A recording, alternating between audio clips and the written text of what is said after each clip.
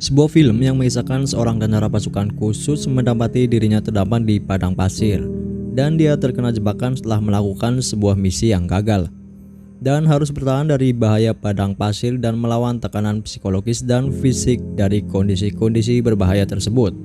Film ini cukup ringan dan sangat layak untuk kita bahas karena di dalamnya mengandung banyak sekali pelajaran. Oke, gue Amar di sini dan langsung aja kita ke alur cerita filmnya.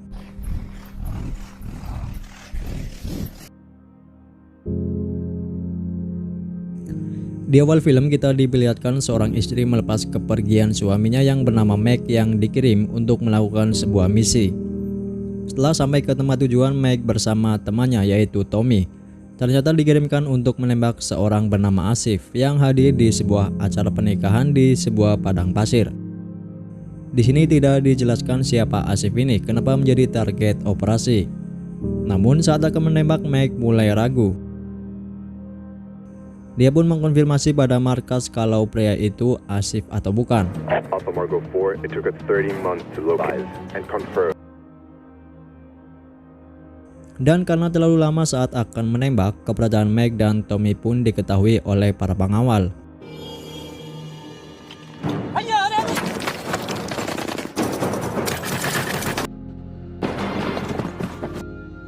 Sampai akhirnya Meg dan Tommy bersembunyi di antara tebing batu. Ketika hampir ketahuan oleh musuh, untungnya badai pasir pun datang. Alhasil mereka pun selamat.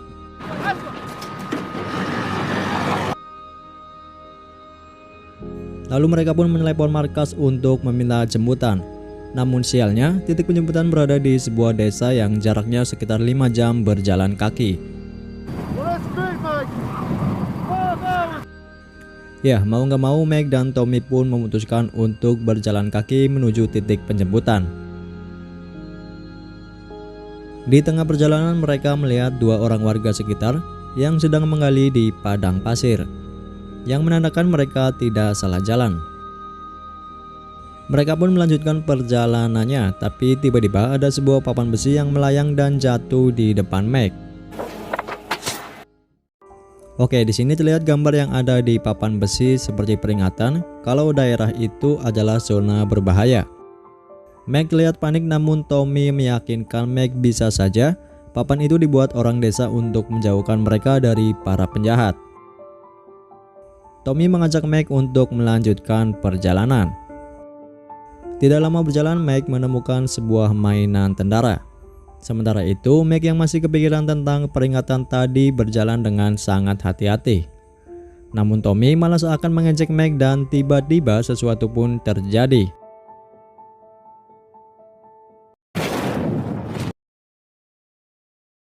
Kedua kaki Tommy pun hilang terkena ranjau. Meg yang ingin segera menolongnya malah sial, dia malah menginjak ranjau juga yang membuatnya tidak bisa bergerak. Kemudian Meg menyuruh Tommy untuk mengambil radio yang berada di tasnya untuk meminta bantuan ke markas, dan karena Meg akan mencoba bergerak untuk menolong Tommy, ia pun menembak kepalanya sendiri agar Meg bisa hidup dan tetap berada di sana. This old mine is probably rusty and dead anyway. I have to do something. Too much blood. I'm not gonna let you die. No.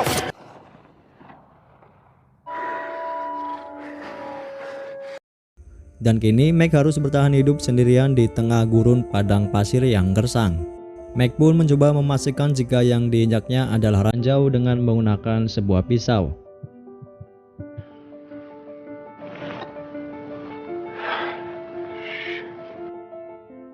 Kemudian ia mengambil radio yang berada di tas Tommy menggunakan kapak yang telah diikat ke sebuah tali sepatu.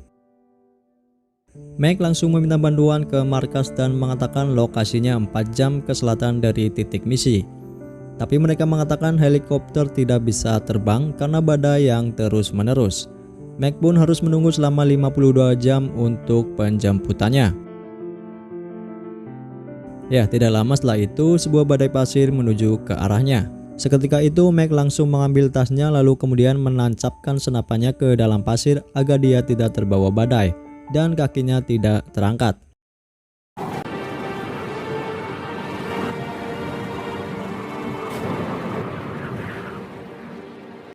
Saat badai pasir berlalu, ternyata tubuh Tommy terbawa badai ke arah Meg. Tapi sial, radionya juga malah terbawa angin badai dan membuat radio itu jauh dari Meg. Terlihat wajah Meg yang mulai kelelahan, ditambah lagi persediaan air yang sudah habis. Meg pun menembakkan pistol ke atas sambil berteriak dengan harapan akan ada orang yang mendengar dan menolongnya. Tidak lama akhirnya ada seorang pria aneh yang datang dengan berjalan zigzag. Meg pun meminta tolong kepada pria itu agar membantunya. Saat mengatakan kondisinya, pria itu mengatakan kau harus mengambil langkah berikutnya. Meg pun dibuat kesal dan menjelaskan langkah berikutnya akan menjadi langkah terakhirnya. Kemudian pria itu menghampiri Meg lalu mengambil botol airnya. Lalu Meg meminta agar pria itu untuk mengambilkan radionya. Tapi pria itu malah menyuruh Meg untuk mengambil langkah berikutnya dan terus melangkah maju. Kemudian pria itu pun pergi. Meg yang sudah kehausan pun mencoba minum air kencingnya. Tapi saat dia meminum itu, seorang anak kecil datang dan membawa sebotol air. Lalu kemudian diberikan ke Meg yang sudah sangat kehausan. Yang ternyata anak ini adalah anak dari pria sebelumnya. Ia lalu menunjukkan mainan tentara miliknya, di mana mainan itu sama seperti yang ditemukan oleh Meg sebelumnya.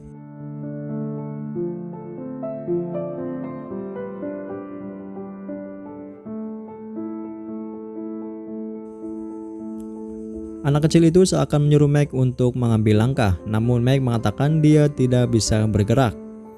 Lalu Meg meminta anak itu agar mengambilkan radionya, tapi anak itu hanya diam dan tidak melakukan apa-apa. Kemudian dia pun pergi. No, wait. I was just trying to get the radio. Malam hari pun tiba. Dia menyalakan api dan Meg yang kangen dengan sang istri pun melihat foto-fotonya. Dan tiba-tiba Meg mendengar ada segerombolan serigala yang datang. Meg yang paling pun menembakkan senjatanya ke segala arah. Dan untungnya serigala itu tidak menyerangnya dan hanya mengambil mayat Tommy.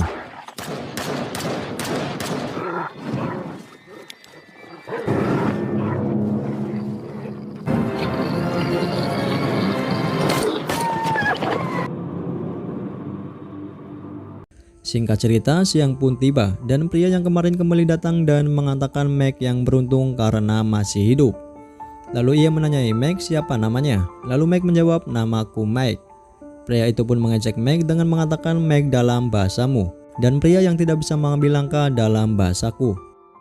Meg membalas dengan menyebutnya berber, yang artinya orang yang tak mau mengambilkan radio meski ada yang meminta. Tapi malah dibalas pria itu kalau berber artinya adalah pria yang bebas. Lalu pria itu bertanya kembali kenapa Meg bisa menginjak ranjau. Meg menjawab, karena aku tidak tahu letak ranjaunya. Tidak seperti kau yang berjalan zigzag karena kau sudah tahu. Tapi pria itu pun menjawab kalau dia tidak tahu letak ranjaunya. Dan mengatakan jika aku berjalan di ladang ranjau cepat atau lambat, dia pun akan menginjak ranjau itu. Meg dan pria itu pun tertawa dan menambahkan tidak peduli di mana kau sekarang. Yang penting kemana kau akan pergi dan setiap hari langkahmu mungkin adalah langkah terakhirmu. What difference today? Singkat cerita, Meg kembali meminta pada pria itu untuk mengambilkan radionya. Dan kali ini pria itu pun mau mengambilkannya. Meg pun merasa lega dan mengucapkan terima kasih. Why you put foot on mine? Because we were on our way to the village. I read village. Because we were lost in the desert. Why in desert? Because we're at war. Why you fight war?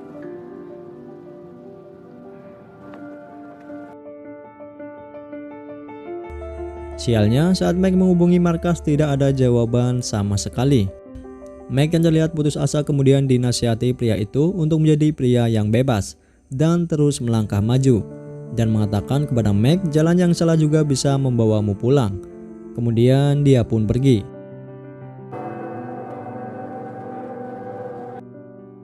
Meg yang sudah sangat kelelahan kemudian berhalusinasi. Dia melihat Tommy bangun dan mengatakan alasan kenapa Meg harus berjuang untuk tetap hidup, yaitu istrinya sedang menunggunya.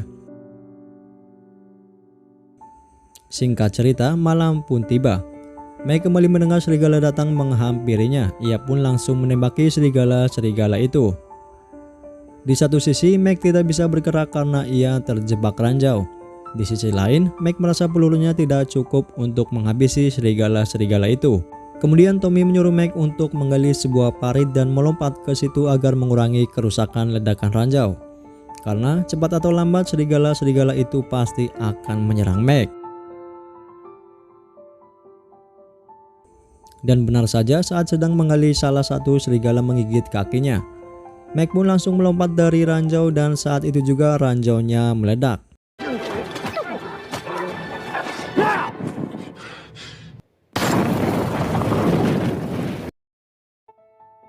Kemudian Meg diserang sekawanan serigala. Lalu di sini terlihat kawanan serigala itu digambarkan musuh-musuh Meg dalam kehidupannya.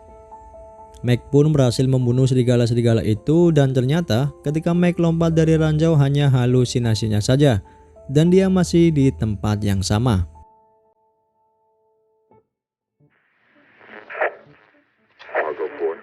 Lalu tiba-tiba markas menghubungi Meg dan mengatakan konvoi penjemputan sedang menuju ke sana.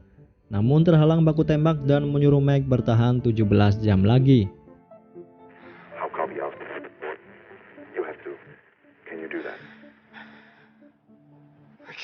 Meg pun mengatakan jika ia tidak bisa. Ia kembali berhalusinasi melihat istrinya ada di depannya. Lalu saat ingin menyerah, tiba-tiba pria tadi langsung menangkapnya dan memberitahukan kalau sebenarnya dia juga pernah menginjak ranjau saat sedang mencari ranjau dengan putrinya untuk dijual ke pemberontak. Faktanya putrinya telah mati akibat ledakan ranjau.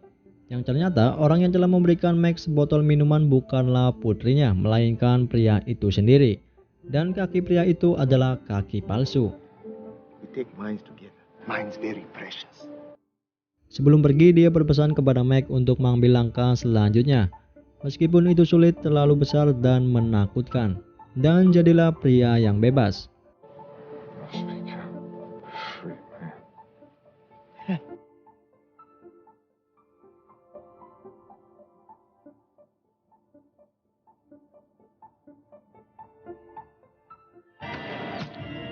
Lalu tiba-tiba seseorang menembak Meg dan mengenai perutnya.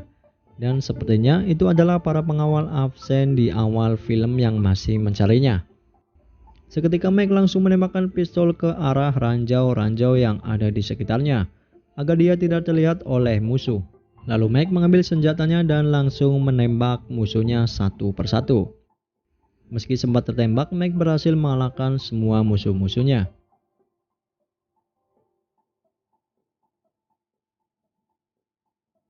Setelah itu Meg kembali berhalusinasi melihat ayahnya yang sering memukul ibunya dan Meg kecil datang dan langsung memeluknya dan berkata, "Kau harus melanjutkan hidupmu."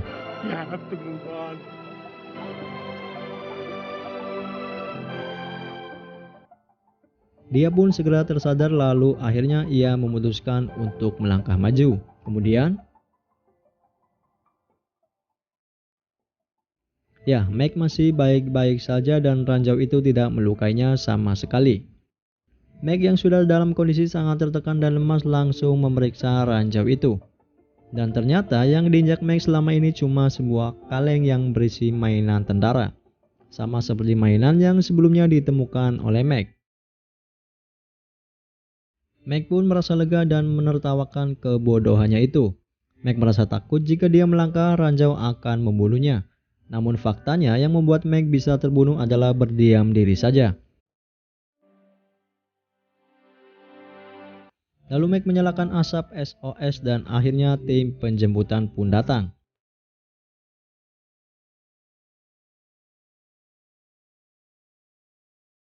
Singkat cerita, Meg pun kembali pulang dan ia disambut oleh istrinya.